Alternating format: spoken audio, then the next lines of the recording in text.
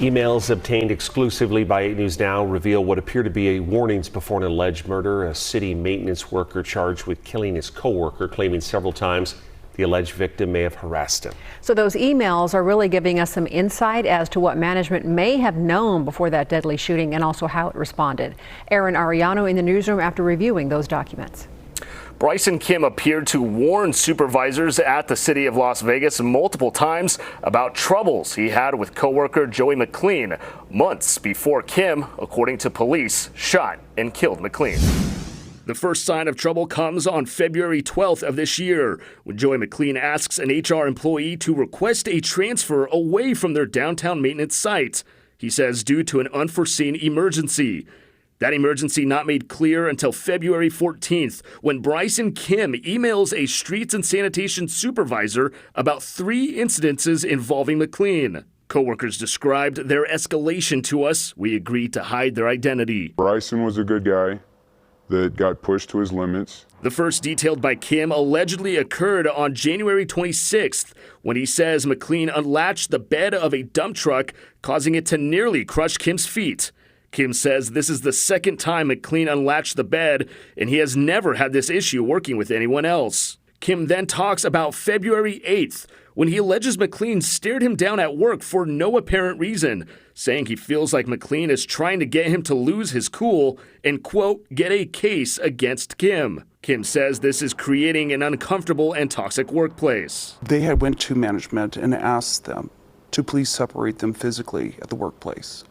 And that's pretty much what management should have done from the get-go. The next day, Kim receives this text from McLean after work. Kim tells his supervisors McLean makes personal attacks and accusations regarding Kim's wife and steroid use. Finally back to work after a few days off, McLean says Kim confronts him again. Witnessed by 2 other coworkers, McLean asking him why he did not respond to his text. One coworker's written testimony claims Kim told McLean he did not have to respond to him and wants nothing to do with him. McLean then accusing Kim of getting the city involved, repeatedly telling Kim, "You're not going to win," over and over again until a crew leader intervenes. He's been telling him that he's messing with him, keeps messing, and they didn't do anything. By this point, management catching on, realizing McLean's request to transfer stems from this beef between the two. The issue making its way to then Director of Public Works, Joey Paskey, who says on February 17th, they're investigating. The Deputy Director of Public Works tells McLean he cannot transfer due to signing a contract which keeps him at the same work site until the end of the year. Even to the detriment of the other employees, he was sticking to his story that you cannot bid outside of your bid time. Paskey says in an email, issues with a coworker is generally not a reason to change sites. Meetings and interviews are set for early March with McLean, Kim, and any other witnesses to their beef.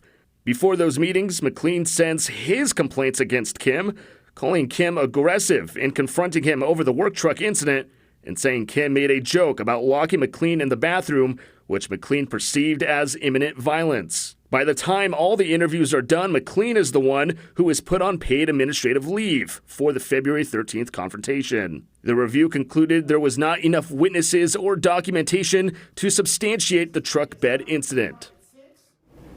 And management concluded while McLean was on leave, his conduct only constituted a written reprimand and was allowed back to work in mid-March, where he continued working at the same work site as Kim.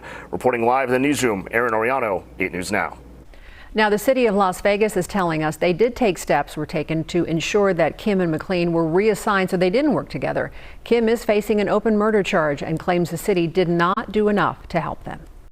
For the latest on this and other stories, visit 8newsnow.com and tune into our live newscasts on Channel 8 every day at 6 and 11 p.m. or weekdays from 4 to 7 a.m.